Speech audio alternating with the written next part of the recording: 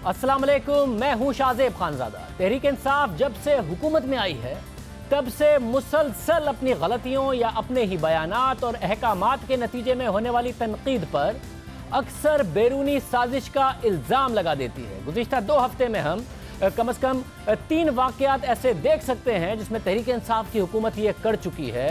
Opposition कुछ करे, तहरीक इंसाफ की हुकूमत खुद कोई गलती करे, बयानात और अहकामात से तनाज़ा खुद खड़ा करे, मगर जब मामलात बिगड़ते हैं, तनकीद होती है तो इल्ज़ाम बैरूनी साजिश का लगा दिया जाता है, कैंपेन का लगा दिया जाता है, भारतीय मीडिया का लगा दिया जाता है कि देखिए वहाँ क्या हो रहा है। जब से तहरीक इंसाफ हुकूमत में आई है ऐसा मुसलसल हो रहा है। पाकिस्तान की तारीख के सबसे अहम मंसूबे सीपेक से मुताल्लिक तहरीक इंसाफ ने हुकूमत में आने से पहले ही नहीं बल्कि हुकूमत में आने के बाद जो बयानात दिए, अब वही बयानात तहरीक इंसाफ को साजिश लग रहे हैं, एक प्रोपेगेंडा लग रहे हैं, एक कैंपेन लग रहे हैं सीपेक के खिलाफ और पाकिस्तान के खिलाफ। सीपेक के हवाले से जब अमरीकी अंडर सेक्रेटरी एलिस वेल्स ने सवालात उठाए तो असद उमर ने तफसीलात बताई, बहुत जामे उनकी तरफ से जवाब दिया गया, मगर साथ ही कैंपेन का जिक्र भी किया गया।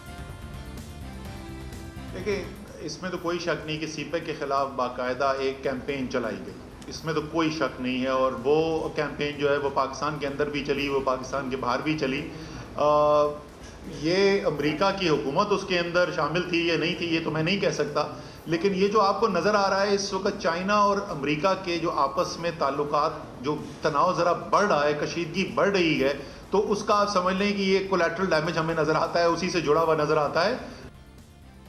मगर ये कैंपेन पाकिस्तान के अंदर किसने चलाई? नून लीग तो सीपेक का क्रेडिट लेती है, पीपल्स पार्टी कहती है कि जरदारी साहब ने तो सीपेक का आगाज़ किया था, वो दोनों सीपेक को सपोर्ट करते हैं। तो ये कैंपेन जिसका असद उमर साहब जिक्र कर रहे हैं वो पाकिस्तान में किसने चलाई, जिसको अमरीकी अंडर सेक्रेटरी दोहरा रही हैं?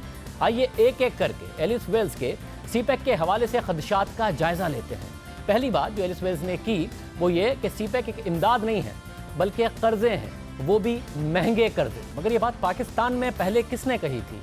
और ये भी कहा था कि नून लीग की ये सरमायाकारी नहीं है बल्कि हुकूमत झूठ बोल रही है, जिस पर नून लीग को शर्म आनी चाहिए। जब नून लीग की हुकूमत सीपेक को पाकिस्तान के रोशन मुस्तकबिल की मिसाल कह रही थी, पीपल्स पार्टी उसे सपोर्ट कर रही थी, तो उस वक्त सरमायाकारी नहीं कर्जा है और महंगा कर्जा है। कौन कह रहा था? सुनिए। ये चीन का जो प्रेसिडेंट आ रहा था 35 अरब रुपए के कर्जे लेने लगे थे। ये किधर 35 अरब डॉलर ये किधर जाना था? ये इनके इसमें से ज्यादातर पैसा इनके बैंक अकाउंट्स में जाना था। पाकिस्तान में कोई सरमायाकारी नहीं है, कर्जा है, महंगा कर्जा है, जाएगा इनके बैंक अकाउंट्स में। ये बात बार बार इमरान खान करते रहे, मगर जब अमरीकी सफीर ने यह बात की तो असद उमर ने सीपेक की सरमायाकारी या कर्जा होने और चाइना से कर्जा महंगा होने या ना होने के हवाले से तफसील से बताया। सबसे पहली बात तो उन्होंने ये की कि ये इन्वेस्टमेंट है और ये एड नहीं है। ये बिल्कुल दुरुस्त बात है, उसमें ग्रांट का एक एलिमेंट है जो एक छोटा एलिमेंट है, लेकिन बुनियादी तौर पर ये एक इन्वेस्टमेंट है और ये एड की सूरत में नहीं है। और हमेशा से पाकिस्तान ने कहा भी ऐसा ही है, ये कभी कहा भी नहीं गया था कि ये एड आ रही है। और ख़ास तौर पे इस हुकूमत का मौक़िफ़ तो इस पर बिल्कुल वाज़ेह है कि हम ये एड के दारोमदार से हम आगे निकलना चाहते हैं। जो सरकार ने पाकिस्तान के लिए जो पब्लिक डेट हमने लिया है चाइना से, और दूसरा उन्होंने ये कहा कि वो ज़्यादा तवील मुद्दत भी नहीं है, ये ठीक उन्होंने बात नहीं की। पाकिस्तान का जो चाइना से पब्लिक डेट है इस वक्त उसकी औसत मेचोरिटी तकरीबन 20 साल की है, तवील मुद्दत कर्ज़े है, और उसके ऊपर औसत जो सूद की शरह है वो सिर्फ 2.34% है। सो वो बहुत सस्ते कर्ज़े हैं। ये एब्सोल्यूट मैं आपको बता रहा हूँ, फिक्स रेट जो है 2.34% औसत बनती है। और जो ग्रांट एलिमेंट जो है साथ जो एसोसिएटेड है, क्योंकि जैसे मैंने शुरू में अर्ज़ किया कि कुछ चीज़ें जो हैं वो ग्रांट की बुनियाद के ऊपर भी वो दे रहे हैं, अगर मैं उसको भी शामिल कर दूं तो जो औसत जो कर्जे के ऊपर जो सूद की शरह है वो तकरीबन 2% रह जाती है। ये आज तहरीक इंसाफ की हुकूमत दिफा कर रही है। साथ ही सीपेक में शफाफियत ना होने और करप्शन होने का एलिस वेल्स ने इल्ज़ाम लगाया। खास तौर पर सक्खर मुल्तान मोटरवे पर और बिजली के मंसूबे महंगे होने पर उनकी तरफ से बात की गई। ये इल्ज़ाम भी एलिस वेल्स ने खुद इजाद नहीं किया और ये बात सेनेट और नैब की तहकीकात तक महदूद नहीं है। सक्खर मुल्तान मोटरवे पर यह इल्ज़ाम भी हुकूमत में आने के बाद खुद हुकूमती वजीर मुराद सईद ने लगाया, वो भी चंद अरब रुपए का नहीं बल्कि 50 अरब रुपए की करप्शन का इल्ज़ाम, और वो भी महज एक प्रोजेक्ट में, वो भी एक बार नहीं बार बार उनकी तरफ से इल्जाम लगाया गया। जो प्रोजेक्ट मैं आपके सामने रखना चाहता हूं है वो है मुल्तान सक्कर जो मोटरवे है, उस प्रोजेक्ट की तफसीलात, और उसमें एक जो किरदार है वो है एक एहसन इकबाल, जावेद सादिक और शरीफ बरादरान। ये इस प्रोजेक्ट के किरदार है। अब इसमें जो चीजें हुई है वो देख के और सुन के आपको खुद तशवीश भी होगी और आपको ये भी इल्म हो जाएगा कि क्यों ये बड़े बड़े प्रोजेक्ट्स जो हैं ये लेके आते हैं, जिसमें हमारे कायद ने, आपको याद होगा कि कहा था कि हमारे कायद ने कहा था कि ये बड़े प्रोजेक्ट इसलिए शुरू करते हैं कि इसमें बड़े पैमाने पे इनको कमीशन मिलता है। तो एक प्रोजेक्ट जिसमें 50 अरब से ज्यादा का नुकसान पहुंचा है, सवाल ये बनता है कि ये पैसा नवाज शरीफ ने खाया, ये पैसा एहसन इकबाल ने खाया, या किसके अकाउंट्स में गया। अब ISI भी है, IB भी है, FBR भी है, SECP भी है, तमाम इदारे हैं ना, वो पता लगे, मतलब डॉक्यूमेंट्स तो मेरे पास है, पैसा तो गया, पाकिस्तान के खजाने को 50 अरब से ज्यादा नुकसान पहुंचा है, ये खाया किसने है और लेना वापिस हमने किससे है। ये आप लोगों ने इसका जवाब इंशाल्लाह कमीशन देगा और इसमें हम ये पूछेंगे। तो ये पैसा एक प्रोजेक्ट में आप एक्सपेक्ट कितना कर रहे हैं, 50 अरब से ज्यादा। तो अगर ये पैसा आ गया फिर बाकी जो प्रोजेक्ट्स हैं उन तमाम का भी हिसाब होगा। एहसन इकबाल साहब, आपने कहा था कि मैं मुराद सईद को नोटिस भेज रहा हूँ और मैंने आपको कहा था कि आप भूल जाओगे, मैं आपको भूलने नहीं दूंगा। तो 2 हफ्ते पूरे हो चुके हैं। मैं सिर्फ ये सवाल आपसे पूछना चाहता हूँ कौम के सामने कि फिर चले सुप्रीम कोर्ट। सवाल के जवाब तो आपने आज तक नहीं दिए। जावेद सादिक के किरदार का मैंने पूछा था, मैंने 50 बिलियन से ज़्यादा जो पाकिस्तानी ख़जाने को नुकसान पहुंचा उसका पूछा था।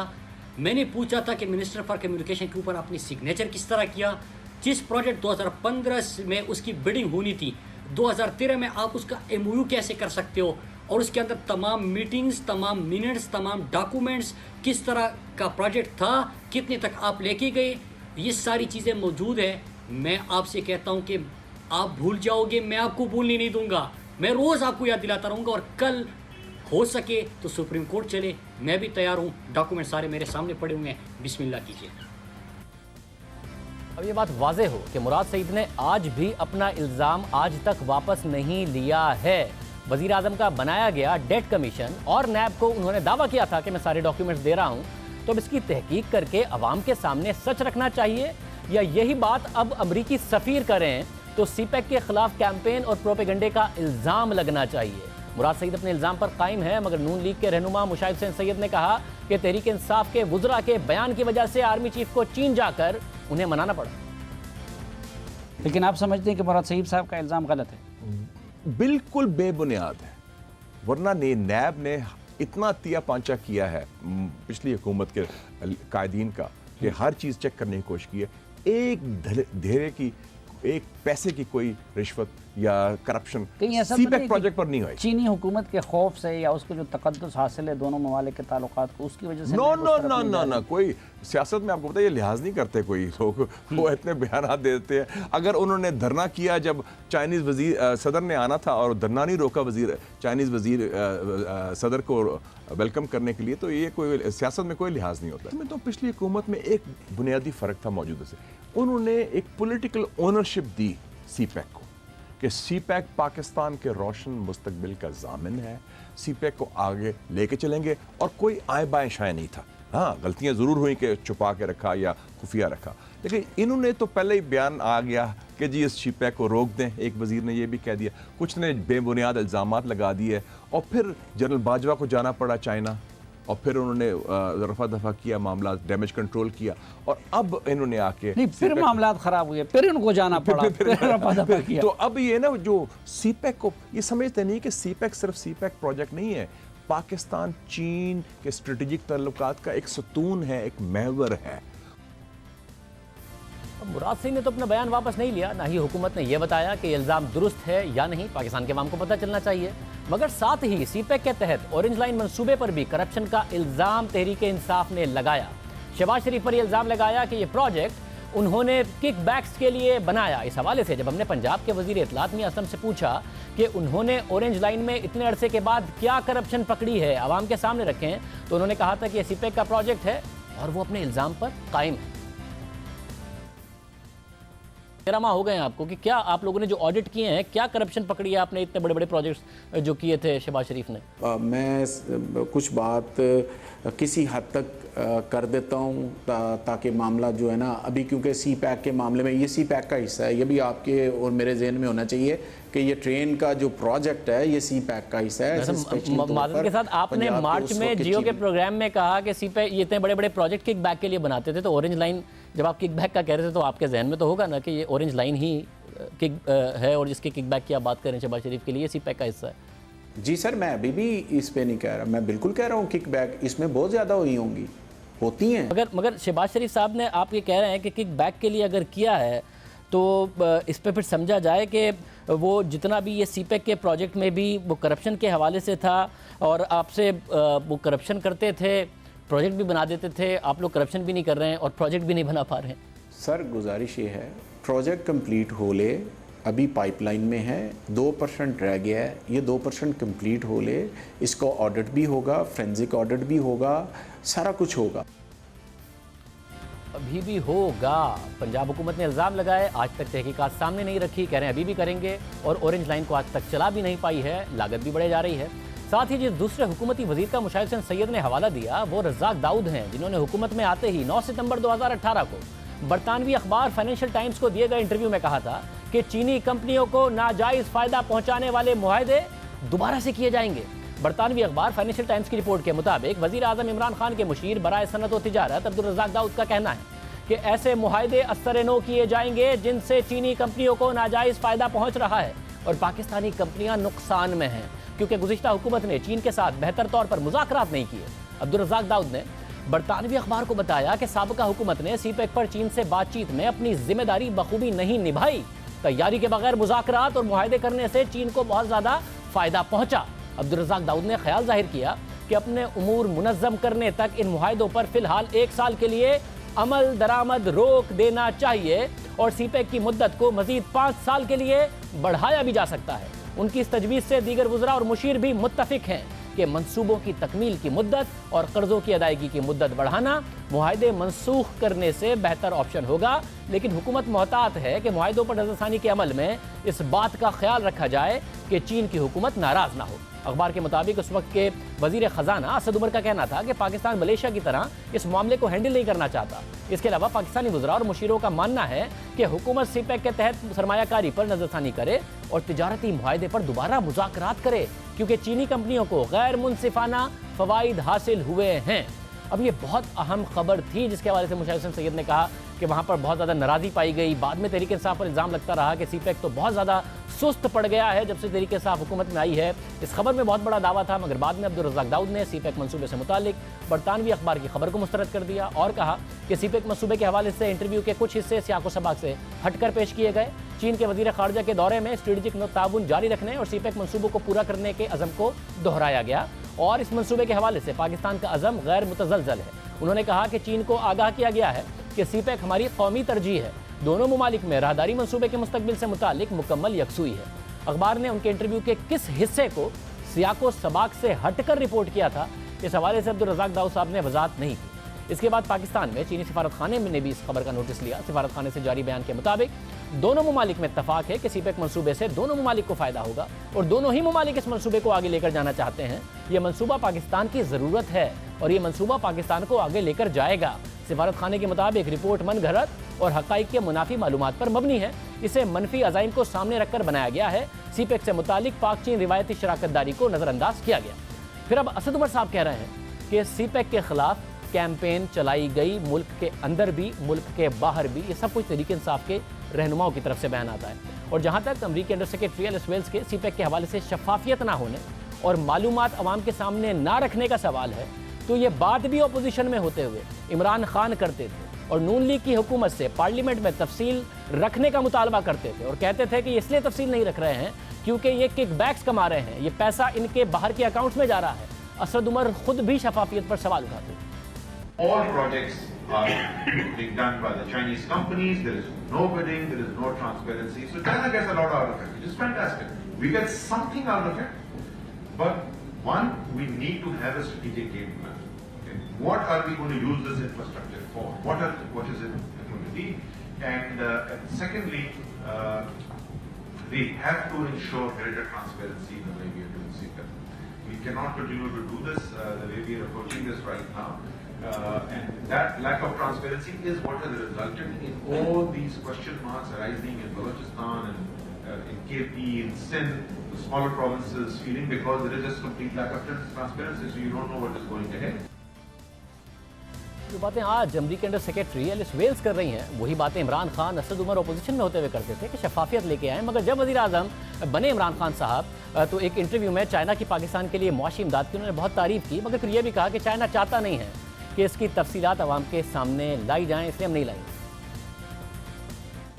The Chinese have been a breath of fresh air for us. They have been helpful to us in areas which I can't tell, because some of the areas they want us to keep confidential. They work in a very confidential way. They do not like to bring things out in the public. So I can't talk about all the ways they've helped us. I would deal with it in a different way with the Chinese. I would never talk about it in public because that's how they are.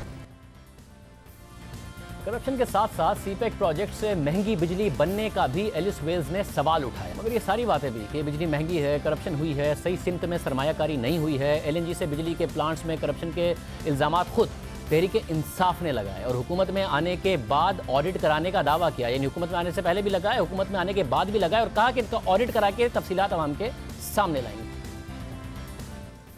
इतने बड़ी हम ये मसले में पड़े हुए हैं, महंगी बिजली, ऑब्वियस है कि हमने कोई ना कोई चीज़ तो गलत की होगी कि सबसे सस्ती बिजली से सबसे महंगी बरसगीर में बिजली अब हम बना रहे हैं। हुकूमत ने यह फैसला किया है इन तमाम प्लांट्स के ऊपर ऑडिट का हुक्म दिया गया है। 2 का जो ऑडिट है वो शुरू हो गया है और एलएनजी के जो प्लांट्स हैं पंजाब में, ये जो प्लांट्स लगाए गए हैं इनमें नैब इसकी तहकीकात का आगाज़ कर चुकी है। सारी दुनिया के अंदर कोयले के प्लांट बंद हो रहे हैं, आलूदगी फैलाते हैं। जब दुनिया में बंद कर रहे हैं तो यहां क्यों लगा रहे हैं? और मैं आपको यकीन दिलाता हूं, जब भी आप इसकी तफ्तीश करेंगे इसके पीछे पैसा बन रहा है। जो पावर प्लांट्स लगाए गए भिक्की, हवेली बहादुर शाह, बल्लो की, साहिवाल पोल, पोर्ट कासम, सिर्फ इन प्लांट्स की वजह से ₹1.32 इजाफा हुआ बिजली की कीमत। और ये जो प्लांट्स हैं ये दुनिया की महंगी तरीन बिजली इस वक्त अगर कहीं पे बना रहे हैं तो माशाल्लाह वो ये PMLN के प्लांट्स लगाए हुए प्लांट्स जो हैं ये पैदा कर रहे हैं। सारे इल्ज़ामात खुद तहरीक इंसाफ ने लगाए और जब एलिस वेल्स की तरफ से बात की गई तो चीनी सफ़ीर का भी जवाब आया कि ऐसा नहीं है कि पाकिस्तान में हमने महंगी तरीन बिजली बनाई है। सीपेक के तहत बनाए गए जो कारखाने हमने लगाए हैं वो दूसरे जो कारखाने लगाए गए दूसरे ममालिक में सीपेक के तहत ही या फिर चीन की सरमायाकारी के तहत उससे सस्ते हैं पाकिस्तान में लगाए गए। जिस ऑडिट का ऐलान किया हुकूमत ने, उस ऑडिट का नतीजा आज तक सामने नहीं आया। मगर तहरीक इंसाफ की हुकूमत अपना बजट खसारा पूरा करने के लिए इन्हीं में से 2 एलएनजी प्लांट्स को प्राइवेटाइज करने जा रही है, बेचने जा रही है। नैब ने क्या तहकीकात की नहीं पता, मगर अब उससे $2 अरब से ज़ायद कमाने की तवक्को रखती है उन्हीं एलएनजी प्लांट से तहरीक इंसाफ की हुकूमत। जब सीपेक प्रोजेक्ट्स के तहत सड़कें और इंफ्रास्ट्रक्चर बन रहा था तो वज़ीर आज़म इमरान खान उस पर भी तनकीद कर रहे थे। 2.5 करोड़ बच्चे पाकिस्तान में स्कूलों से बाहर हो, वहां मोटरवे से मुल्क नहीं बनता, कौम नहीं बनती। कहते हैं जी हम सड़कें बना देंगे, बुलेट ट्रेन बना देंगे।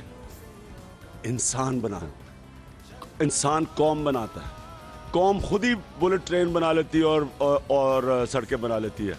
जापान की सेकेंड वर्ल्ड वॉर में और जर्मनी की एक एक पुल गिर गया, एक एक सड़क ख़त्म हो गई, लेकिन क्योंकि कौम थी, लोगों के ज़हनों के ऊपर सरमायाकारी हुई थी, तालीम दी थी उनको, वो कौम फिर खड़ी होगी, फिर पुल बना लिए। तो हमने कौम बनानी है। ये जंगला बस सर्विस वगैरह बनाने तो ये तो बाद में भी बन जाएंगे। याद रखें, कौमें कभी नहीं बनती ओवर ये मेट्रो बना के या वो मोटरवे बना के या वो ओवरहेड ब्रिज बना के। कौमें ऐसे भी कभी बनी है। और अब जब अमेरिका की तरफ से तनकीद आई तो असद उमर ने कौम को बताया कि इस इंफ्रास्ट्रक्चर ने, जो बिजली और मोटरवे बने सीपेक के तहत, जो सड़कें बनी, उस इंफ्रास्ट्रक्चर ने पाकिस्तान की तरक्की की बुनियाद रख दी है। ये बहुत लाजमी।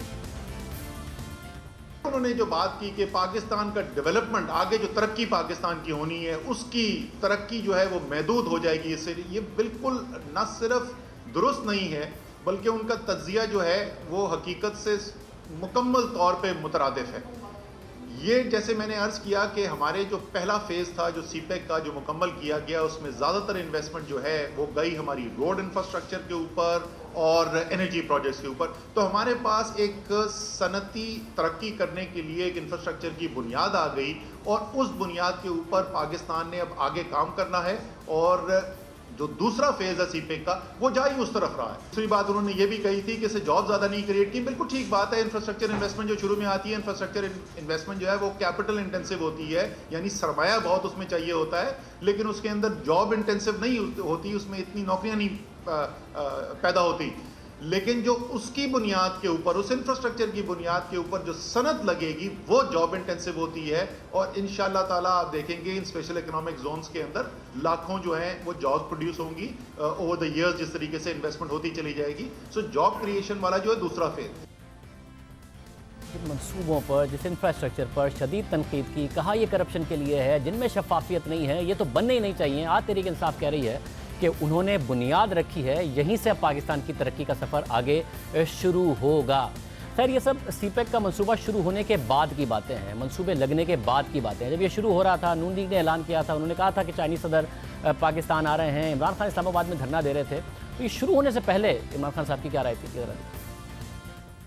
चीन का प्रेसिडेंट आ रहा था मेरी दावत पे, लेकिन तहरीक इंसाफ के धरने की वजह से वो नहीं होया। और झूठो और झूठ बोलने वालों, और चीन का प्रेसिडेंट तो आ ही नहीं रहा था। हम एक ब्रेक लेते हैं, मज़ीद आम खबरों पे बात करेंगे एक ब्रेक के बाद।